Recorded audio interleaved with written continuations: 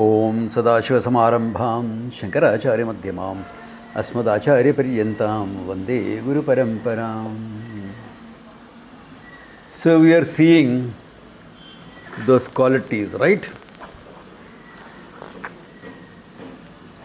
Those qualities which he calls as jnana sadhana. Okay?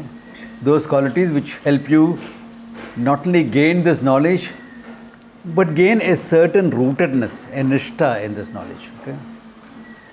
To be firm in this knowledge. Okay. And we saw the two qualities, amanitvam, adambitvam. Briefly, not demanding respect from others even if you are worthy of it. And adambitvam, which is worse, actually, not putting on a front to gain respect. You know, by the way you talk or what you talk and everything. To avoid those things. Okay? Now both manitvam and dambitvam, not the absence of manitvam, absence of dambitvam, which is the value, but manitvam and dambitvam both come from a sense of low self-esteem. Why am I so dependent on somebody else's respect for me to be happy? Because I don't think I'm worth it. I don't respect myself enough. No, I don't respect myself enough. I don't think I'm good enough. Therefore, I want others. I will present a false front so that others will respect me. False stories, twisting of facts, all this. All this is, I don't have enough self-respect. I am questioning my own efficacy. Remember, long time we had done this thing about self-esteem. What I would like you all to do in your time, in your own time, before the next class maybe, go to my website and check out the workshop that I put up there, some 8 pillars of self-esteem. That's about how you build up your self-esteem. Now, if you are going through your old links, there may be a false message flashing on the screen saying that this is a dangerous workshop website. Okay, we have removed all those issues that were there. There are no issues now. Okay, and if you are going with your phone, you don't get it. If you are going with the laptop, you may get it. Okay, we checked out all that out. Old links will have that problem. Okay, we are still checking up in case there is any issue, but do this. Okay, how you live with self-awareness, self-acceptance, self-responsibility and proactivity, handling your emotions, setting your priorities. In fact, effective living in short, having an altar of surrender, having clarifying your value structure, all these. Okay, I have accessed it, it is working, the self-esteem workshop presentation. Okay, Nirmala has accessed it right away and she says it's working all right. Good. So no problems. Go ahead there, have a look at it. Those 8 sub-workshops I have done, I have just put up the main points, but all of you will understand. How do you go about building up a healthy self-esteem? I talked about it even in the 6th chapter when we said Uddared Atmanatmanam, lift yourself by yourself. You know? Yeah. What is uplifting? What is empowering? That is about self-esteem.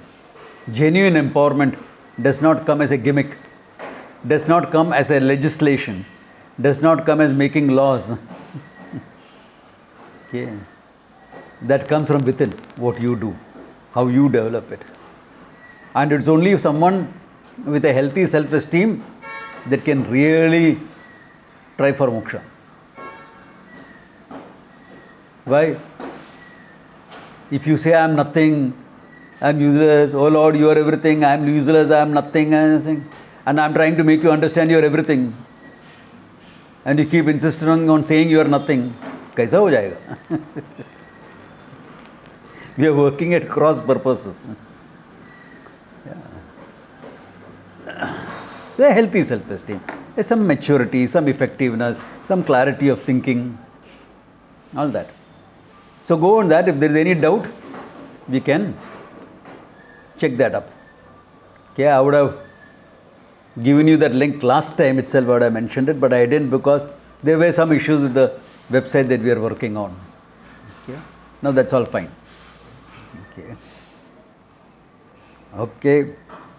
Any questions, clarifications, or shall we go ahead?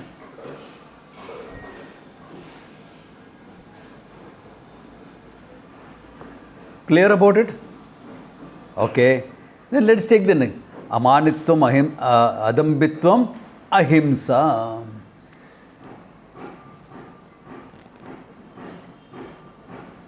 This, after a freedom struggle, this ahimsa has got a little bit,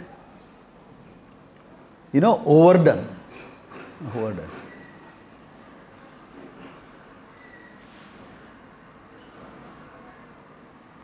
Now, what is ahimsa? Himsam na kuryat. It comes from that statement. It's a very universal value because I want to live my life and pursue whatever I think will make me happy. You want to live your life and pursue what you think will make you happy. I don't expect you to interfere with my life or happiness, and vice versa. You also don't. Therefore, we let each other be. In fact, this is the basis for all dharma, actually speaking. Ahimsa is the same. I don't want to be hurt, so why should I hurt somebody else? Simple as that. Yeah. Therefore, ahimsa will be at the level of the body, actions. I don't hurt somebody else physically. By words, I don't hurt somebody, because words, if I give somebody a slap, in a few minutes he is fine, hopefully. But I can tell a cutting word which the person can remember for a month. There's a typical MCP joke on this, okay? A woman's tongue may only be 6 inches long, but it can slay a man 6 feet tall. Okay, it's men-oriented joke, okay? But the thing is, your words, you don't hurt. Thoughts meaning you don't put wrong thoughts in people's mind. If I feel like wringing somebody's neck, that doesn't mean, okay, that I'm hurting myself with that anger. That's all, Yeah. The other guy doesn't even know. So it's a value, relative in application, universal. See, all values, this values that he is talking about here, they are universal in their content, relative in their application. All values are like that. No value is absolute. This is very important to understand. No value is absolute. Yeah. I have amanitam adambitvam. But people are treating me as though I am a doormat, walking all over me. Would you not stand up for yourself? Of course, you better. Don't say I am a student of Vedanta, I should take it. Nonsense. Stand up for what you are. Okay? Stand up for what you are. Important. Yeah. So all these types. So values are universal but relative. So ahimsa. So we practice ahimsa towards human beings first. Okay? That I will not unnecessarily hurt somebody. Can you not? Does that mean you will not punish your child for the mischief he is doing or the wrong things he is doing? Because ahimsa, he will get hurt. You know, there was one of Pujya Swamiji's devotees who, when his child was born, he said, first 5 years the unconscious is being formed. So first 5 years I will not discipline this child at all. I cautioned him. I said, you will bring up a brat. I said, I don't agree with this. You will bring up a brat. You are creating a brat. He said, no. This is a new way of parenting. And really speaking, by the time he went to school at the age of 5, he was a brat. And what do you think the teachers did? He had punishment every day. But that put him on track. That put him on track. Yeah. So ahimsa is not that. Ahimsa is not hurting towards each other, towards people. You have your interactions. You won't deliberately hurt. Inadvertently it may happen. Sometimes just because of what you are, somebody may get upset. Now what can we do about that? Nothing can be done. Yeah.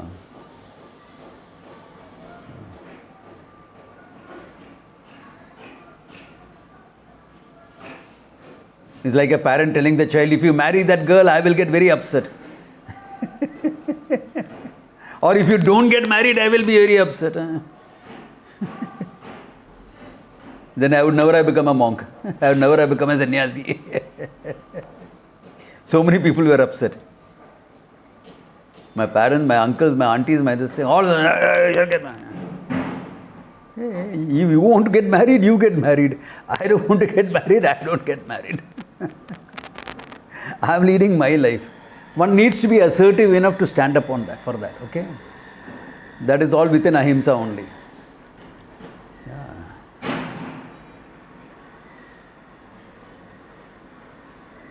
And our value of vegetarianism also came up as an extension of ahimsa to the animal kingdom.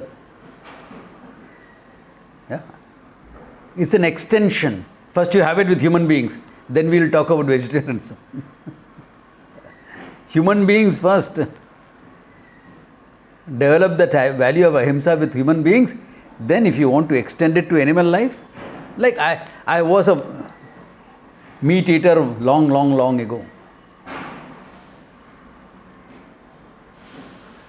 Going to be 50 years. I stopped for various reasons. But it has to be an extension. I can't say I'm a vegetarian, but I'll hurt all the people around me. What's the point of you being a vegetarian? It doesn't add much. But I will not, for the sake of my tongue, take another life.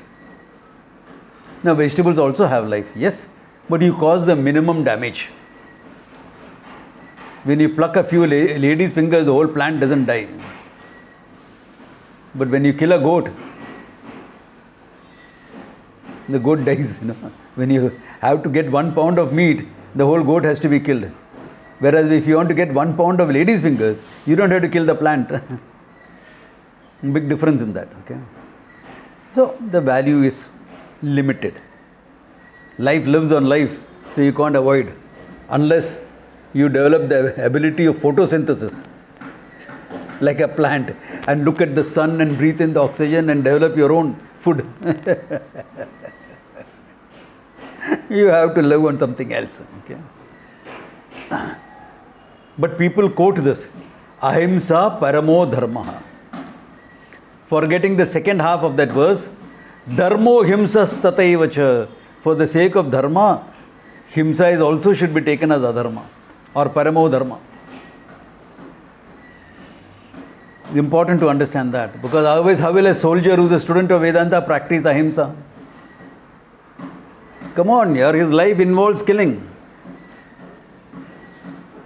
Wartime it is kill or be killed. What do I do? Oh, I'm a spiritual student.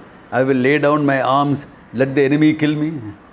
Idiot. You don't deserve to be a soldier. Yeah. You can be anything else you want, not a soldier. So for a soldier, ahimsa will be following the Geneva Convention. That's a very good ahimsa level. You know, you are not supposed to kill or torture prisoners. If you find a wounded soldier, even if he's from the enemy camp, he's wounded and helpless, you have to give him aid. So there are so many factors involved. That's good. In India, this ahimsa thing is overdone because, much as I respect Gandhiji, because one thing I respect about him was great strategist. His strategy was impeccable. The weakness of a whole population, that we didn't have any arms or any means to fight, that weakness he converted into a strength. It's a great strategy. And he weaponized ahimsa. But unfortunately, in his statements, he took it too far. He said he'll work against Hitler. No way. No way. You think the poor Jewish women and children were resisting him when they were sent to the gas chambers? What resistance were they offering? They were not armed, or not even with sticks and stones. They were young kids were sent. 5-6-year-old kids were sent to the gas chamber. So you think against someone like him, ahimsa will work? The way the Mapla riots in Kerala, where in the name of fighting the British, the Muslims in Kerala, the Maplas in Kerala are Muslims, okay? They killed a lot of Hindus. And Gandhiji actually said the Hindus should not retaliate. If the Muslims are doing what they are doing, they are only following their dharma. You don't retaliate. Then what are you supposed to do? Allow people to come and kill me? Is that what Krishna told Arjuna in the Gita? Krishna told, get up and fight. Fight for dharma, he said. He didn't say don't fight. So these are places where even the Mahatma could go wrong. Human beings are fallible, therefore they couldn't go wrong. Okay. So you have to understand that. Okay. That ahimsa paramo dharma, himsa dharma tataiva cha. If you remember the second half, you have that balance of ahimsa. Okay, yeah. So, with that context, any questions on ahimsa, or is that clear? Okay. Amanitvam adambitvam ahimsa kshanti. Kshanti is forbearance. Okay. Kshanti is the next one, right? Accommodation. It goes along with ahimsa, isn't it? You accommodate people for what they are. Everyone is struggling with their minds. Like how you are struggling with your mind, they are struggling with their minds. So sometimes their behavior may not be the ideal conditions. Like how my behavior may not be ideal in some times. Therefore, I am willing to accept, deal with it and move on. Unless it's a regular feature, then you do whatever you need to take care of yourself. So you balance out accommodation with a sense of assertiveness. Because I am willing to accommodate people. India is a big country, there is place for everyone. If somebody wants to be a fool, he is welcome to be one. I don't have to follow him. I don't have to follow him. Yeah. I don't have to say he is right. I only have to ensure that I do what I have to do without upsetting me. If I don't accept people, I am the one who gets upset. I am the one who gets upset. Yeah. Because I can't accept people for what they are. And why can't I accept them for what they are? Because I have an idea of how the whole world should be so that I can be happy. What are you trying to do? Manipulate the whole world or what?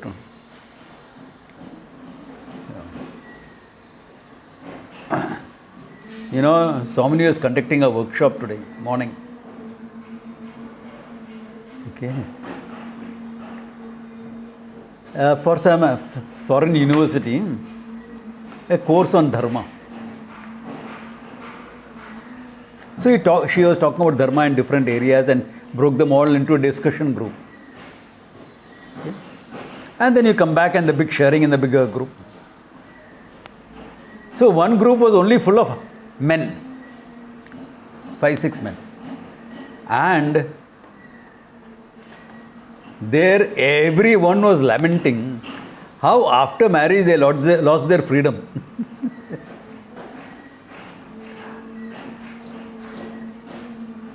She decides everything I do, which friend to meet, which friend not to meet.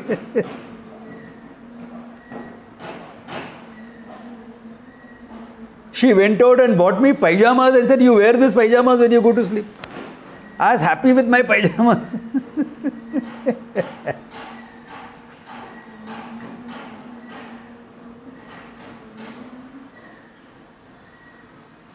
I'm not saying all women are like that, okay?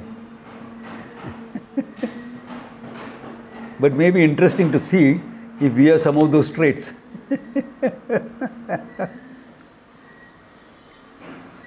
Yeah. I will decide what we see at home on the TV, what type of food we will eat. See, it may all be coming out of love, but there is a certain amount of lack of accommodation there.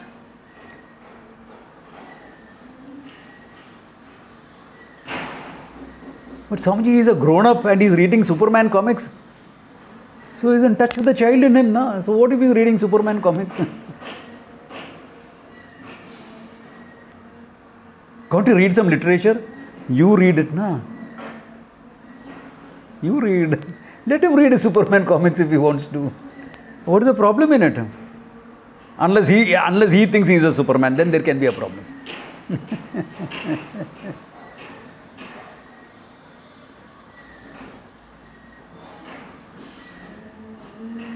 And vice versa also, I'm sure all women have plenty of complaints also. This, since I heard in the morning, I said I must share it. Yeah. To accommodate people, to accept them for what they are. I don't have to manipulate and change the person so that I can be happy. Then after 20 years, you will come and tell me, this is not the guy I married. And the guy will turn around and say, naturally, 20 years she has been changing me.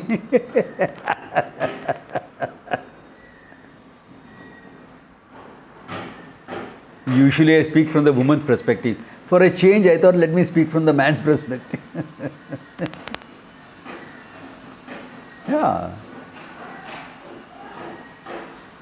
Shanti, accommodation. If you are willing to accommodate people in your lives, you are much happier. Much more at peace. You are not wasting your mental energies on changing all that. Yeah. Changing all that.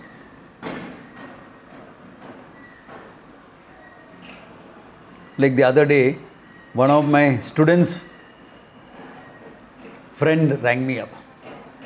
I'm having a problem with my husband. I said, okay, we'll talk about it. What is the problem? Oh, he has erectile dysfunction. Okay, fine. So, what are you all doing about it? Have you all gone to a doctor? A sexologist? He is willing to. I said, then what are you waiting for? No, I have told him he should first tell his mama and papa about it. I said, what? Mama and papa are going to come and help you in the bedroom or what? What nonsense are you talking? No, but he should first talk to his mama and papa. What type of game are you playing? I said, the guy is willing to come to a doctor with you. You are frustrated with this problem. He is also frustrated. Go. Meet a doc. Take care of things. No, he should first tell his mama and papa. Oh my God, Narayana. Though finally I really did tell her that, Do you really expect mama and papa to come and help you in the bedroom? Then thoda akkal aa gaya. Okay. So can you imagine how much accommodation I need to have to put up with people like this?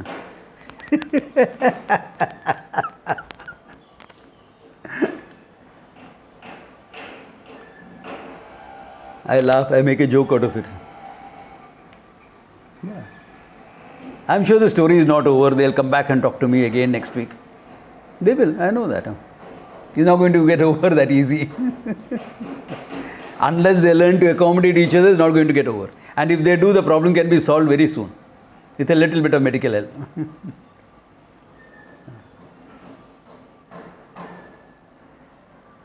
That's all it takes. I mean, life is simple. We make a mess out of it. Really, life is simple. We make a mess. Yeah.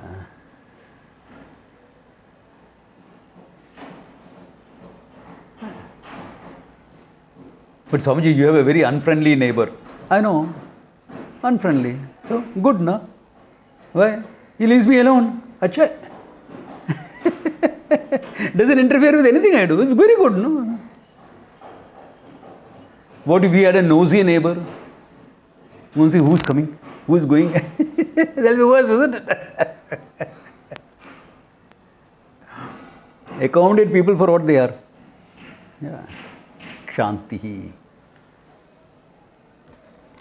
Then Arjavam. Next value is Arjava. Okay. Straightforwardness. Meaning, what do you mean straightforwardness? Integrity. Harmony in thought, word and deed.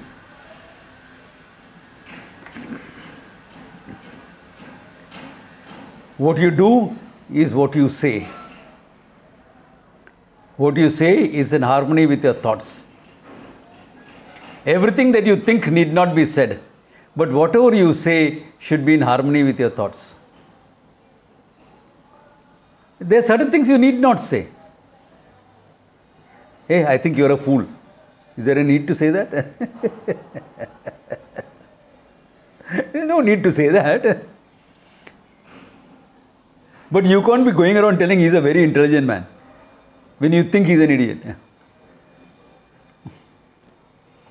So what you say is an harmony. In a way, it is honesty in your life.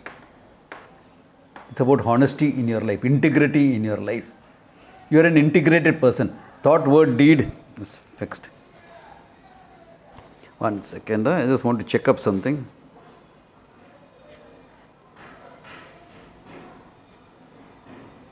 Okay. Now this honesty question, we don't realize how much this lack of integrity creates damage in our lives. It can create phenomenal amount of damage. Because we don't know what we gain by following a value and what we lose by not following it. The other way around we know. What we lose by following a value we know very well. What we gain by breaking a value also we know. This is partly because the way value, especially the word honesty, was taught to you all. This is imagine with me. So imagine karo. When I was a child, 10-year-old, say, long ago, okay, but 10 years old. One day my father decided to be a good father, I was quite happy with him being whatever he was. As long as he doesn't ask me too much, I'm okay. I can get away with what I want. But he decided to be a good father. And he gave me a long bhashan about honesty. Tell the truth and nothing but the truth and this. And I'm nodding my head and saying, when can I go out and play? All my friends are already down in the compound. But father is... Then saved by the bell, the phone rang. Daddy phone. He said, answer it. If it is that, uncle, tell him I am not at home. You just gave me a bhashan on honesty. Uncle, it is you. Daddy tells me he is not at home. 10-year-old, what do you do those days?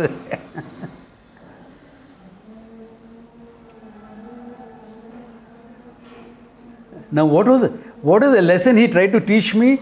Be honest. What is the lesson I learned? Be honest as long as it's convenient. Why? Because it's inconvenient to him to speak to that uncle, so I told him, I'm not at home. Just a story, okay? Don't take it too literally. But most of us have experienced this at home as children. Then of course we went to school. And in school, our moral science teacher, we used to have this moral science,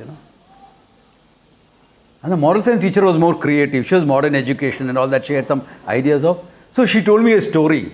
She didn't tell about being honest. And the story she said was about George Washington. This is a true story. There are so many examples from our culture about honesty. Why do you have to go and catch George Washington of all people? We didn't even know who Georgie was. No, George Washington was 300 years ago. So for his birthday, his father gave him an axe. Can you imagine that gift of an axe for a birthday? Remember, it was 300 years ago. I have got gifts of a knife, etc. from my uncle for my birthday, okay? When I was young. Because village life, that, the whole thing is different. So he was given an axe. And he cut down his father's favorite apple tree, trying out the axe. And his father, a giant of a man, was in rage. Who did that? And little Georgie owned up. Dad, I did it. And the father was so happy with Georgie that not only he forgave him, but also gave some money for chocolate. Children, isn't honesty the best policy? Yes, teacher. Sab jan mundi hilaya. Okay. Then, what happened? No, I was a mischievous kid in school. Be careful, don't tell all this to your children, okay? You have had it. So, you know that khujli you get? In Bombay it is called khujli. It looks like a tamarind, but the thin covering on it, fiber-like covering on it, if it touches your skin, it scratches like hell. So I got this khujli powder and put it on the teacher's table and chair and everything. And she comes in a sleeveless dress and short skirt and all, says, you can imagine what will happen? Within a few minutes, all itching. Monitor, mind the class. She goes to the bathroom, scrubs her hands and legs. And when she comes back, hands and legs are all red. Face is even more red. Who has done this? Remember yesterday she told me? George Washington. Ma'am, I did it. Now, according to the George Washington story, I should be getting chocolates, no? What do you think I got?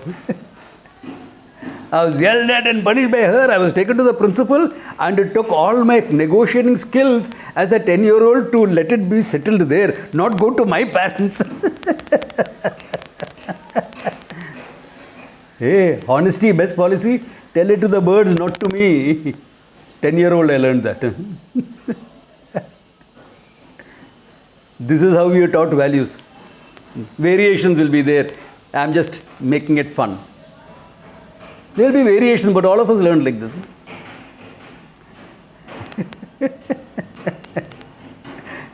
We got sucker punched because of honesty.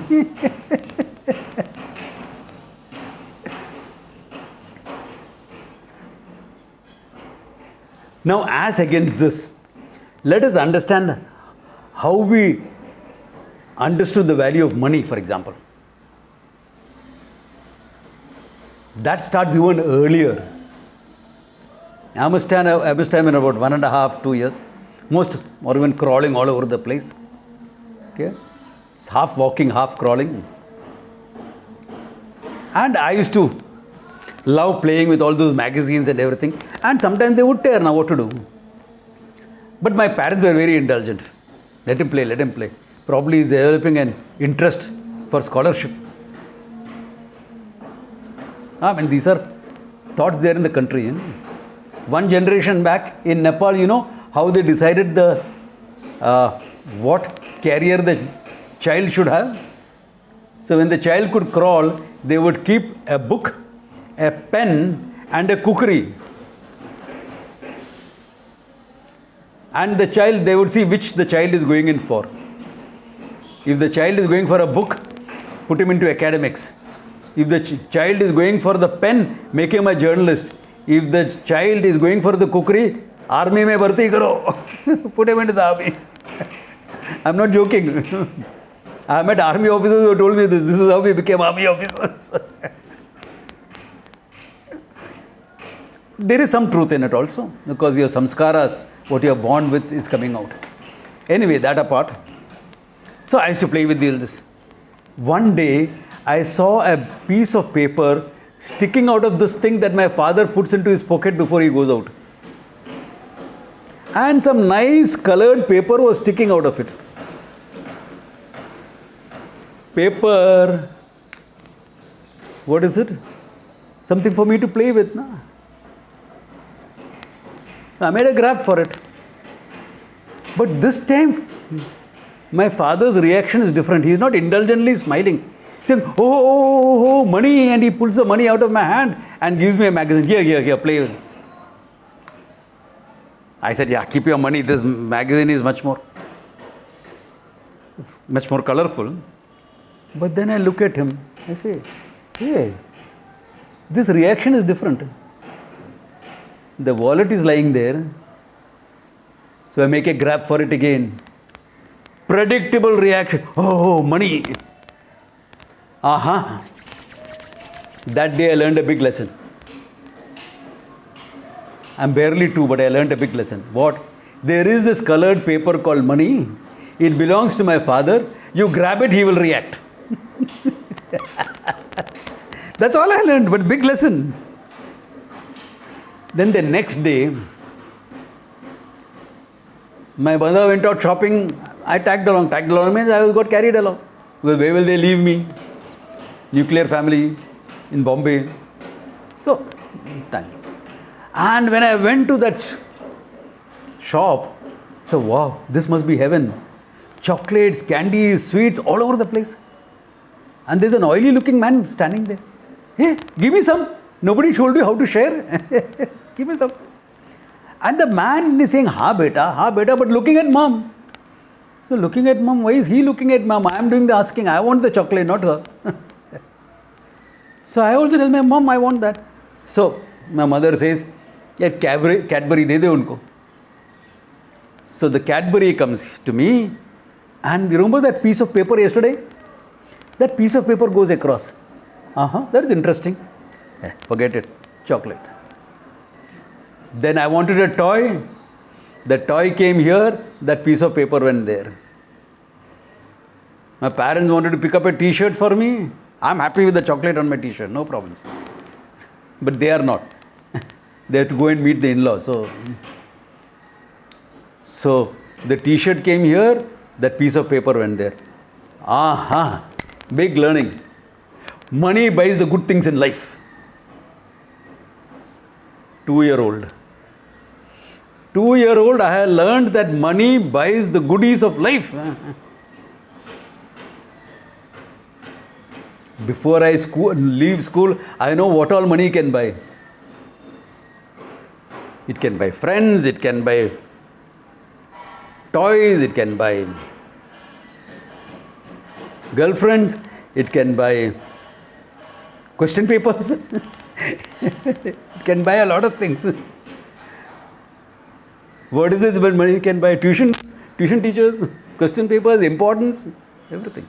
Money can buy. It takes some time to understand what money cannot buy. Now, here is a value, well understood money. And remember honesty? Dhilla. Honesty is dhilla. Honesty is the best policy business, remember? When there is a clash between the two, what do you think will win? The well-digested value of money or the dhila value that we call honesty?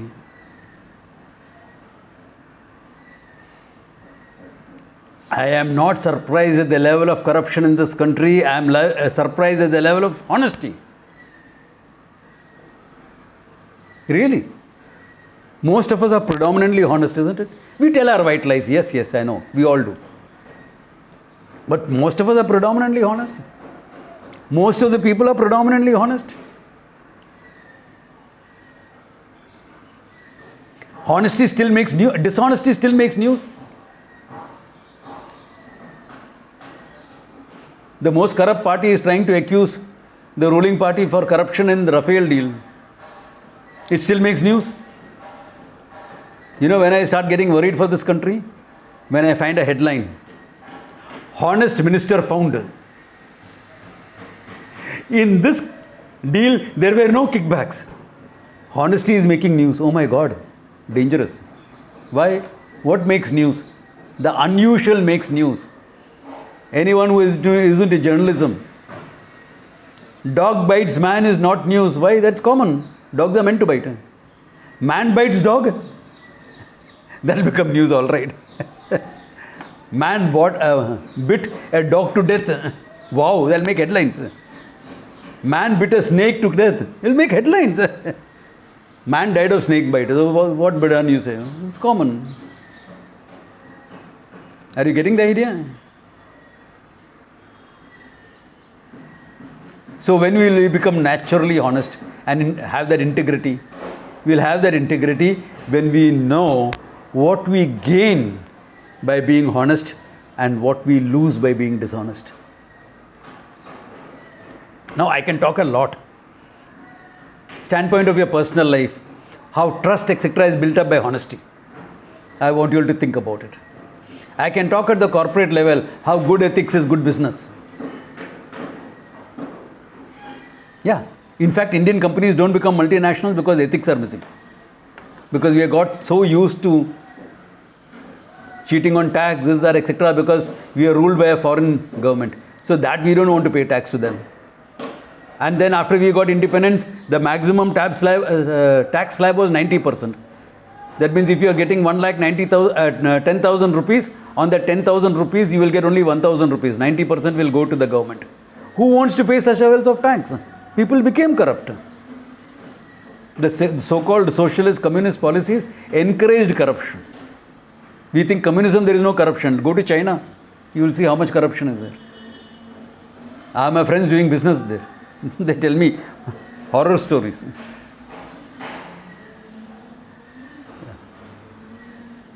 So, what do we gain? What do we lose? Good ethics is good business? Yes, it is true. I was speaking at a corporate like this. I'll tell you the name also. Hindalco's. Okay. So I had done some communication, team building, this, that, lot of stuff I had done. Then I came to this ethics. So good ethics, good. So they said, हाँ साहब, ये सुना है हम लोग, बराबर है. Good ethics is good business. I said, good. That means you are saying a honest man can make tons of money. They started grinning and looking at each other. I said, yeah. I said, let us see. Let us examine your company. I said, do you have to advertise your customers, or customers buy from you once and they'll never come back again? Sir, what are you talking? We don't have to advertise. You'll never see a Hindalco ad. Even today, very rare. Our customers get us customers. Tell me, will customers come back to you unless there is good quality, value for money, good after sale service, etc.? Your customers come back. I said, let us see, examine your quality. Do you have a quality policy? Yes, sir, we have put it all over. We have a quality policy. Policies you can have. How much is it successful? What is your reject percentage? So, fraction, sir. Our quality controls are very good. And we have updated our production very well so that our reject percentage is it's a fraction only. I said, very good. Now, can you tell me whether you can have a high quality product without honesty and integrity? This much chemicals to be put in at this temperature, this pressure. All that has to be honesty and integrity. No?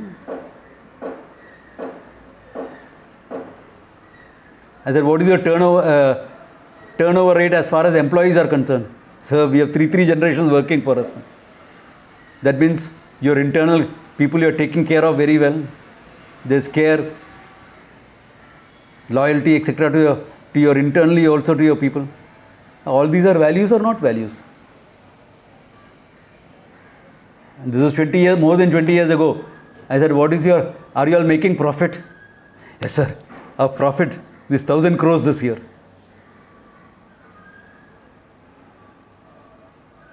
Good ethics is good money or not?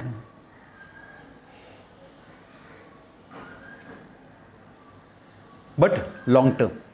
If you want to be a honest company and make money, you have to think of the long term. Don't give me the example of Reliance for it, okay? The dishonest brother has completely collapsed. The one who's relatively more honest is doing well. Anyone in the industry knows this. Which of the two were corrupt? I did a program for them 25 years ago and I predicted this. I said, if you don't change, in 20 years you will collapse. Fortune 500 companies that have gone out of the list 25 years ago today, most of them have gone out because of integrity issues, honesty issues, ethical issues. Even in India, there are so many companies you can talk of which went because of that. So at the corporate level, at the individual level, most important at your psychological level. And that's why I saved it for the last.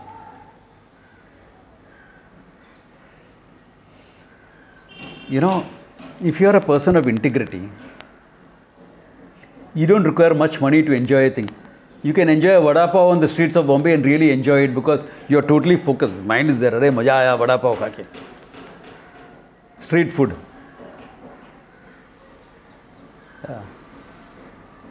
Have kulcha chole in Delhi streets. बहुत मजा आया. ऐसा street food कैसा थोड़ी मजा मिलता है.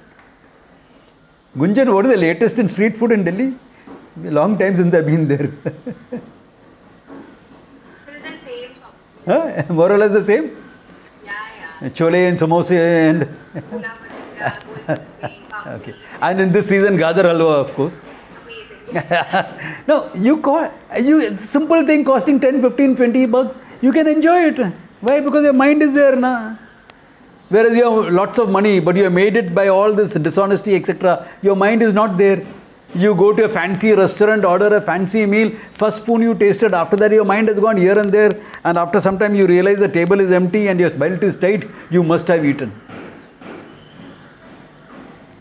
Okay, all adults here, so I can tell you the worst case scenario, no names mentioned, but the worst case scenario here. Okay, don't get upset with this example. It's a true life story. This couple came to me. The woman is all angry and the man is sheepish. Quite often when couples come to me to talk about some problem, this is the state. Saying, Swamiji, we have some problems in our marriage. You want to talk? I said, sure, sit, talk. So, the wife looked angry, so I said, let me start with her. She said, tell me, what is the problem? Swamiji, ask him. So I turned to him and said, hey champ, tell me. Swamiji, I'm so ashamed I can't even talk about it. Now look at my thinking, okay? They'll give you some insights into how people like us think. I said, not bad. At least he's ashamed for whatever he has done. So there is some hope. There's some hope. So I said, hey, this guy cannot talk. You tell me. Swamiji, I'm so bugged. I'm quitting. I want to walk out of this marriage. I said, that's fine. You can always walk out of a marriage. Not a problem. But the fact that both of you have come to me shows that you want to work on it. So tell me. So, we went out for dinner last night. I said, good. So up to last night dinner, everything was fine. Then we came home. Good. We were in bed. Even better. Because up to there, nothing has gone wrong. That's a good sign. And now what can go wrong? Said, and we have been married for some time, so we decided to experiment. I was on top. I said, good, even better. Why? You're putting some spice into that relationship. Excellent. Abhi, now what can go wrong? And you know what he did? I said, what can he do now? What wrong can he do now?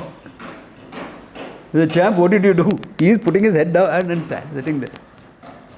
He started winding his watch. I said, what? He was winding his watch. I said, man, you've blown it.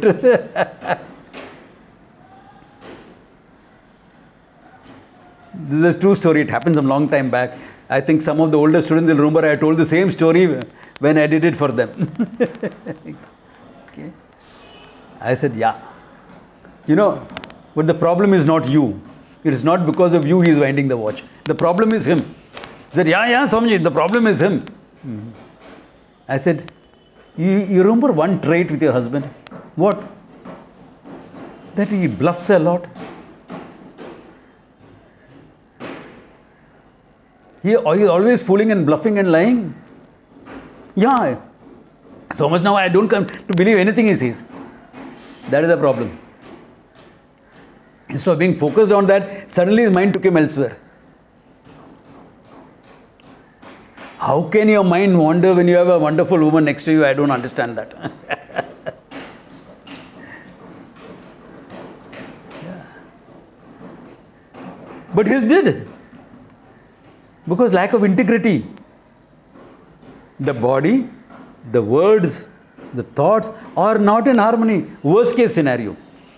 It took 6 months of work for him to get out of it. And even then he is struggling with it. 6 months of work, every day I gave him things, exercise to do, to integrate body, mind, Exercises, psychological exercises, relationship, lots of stuff I had to do. So the marriage is fine. And he's a much better person. Lack of integrity, the worst case scenario. Now tell me, is that money worth getting that money when you're losing yourself in the process? You will have that money, your brother-in-law will enjoy. Because he has not made much money, but he is integrated as a person.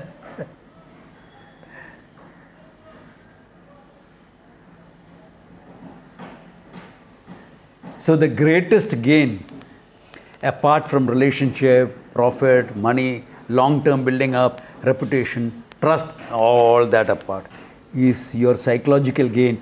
You are a person together. Then what you know will flow through into your life. A truly integrated person discovers smoking is bad for health. The fingers will open up and the cigarette will drop. No more. For want of understanding, he was smoking. Now he has understood how damaging it is, he stops. Natural. Hygienic practices, natural. You have to be careful of your street food then, okay? Once in a way it's okay. We know it's not very hygienic, but it's okay. Don't tell me my bhelpuri, my pani puri wala, my puchka wala is healthy. He is very clean, Swamiji. What does he use? Bisleri water or what? For making the chutney or the pani for that matter. So stick to things which are hot and cooked and things like that, so that your chances of contamination are very minimalistic when you enjoy street food. So that's a way of having a good thing in life without compromising your integrity. But it is not absolute. Honesty, integrity is also not absolute. Supposing we are all sitting down in a class, someone runs in with a gun and says, is there somebody here? And you know some character has just come and sat down. You're not going to say, idhar hai, maar dalo. You're not going to say that. Depends on your intention.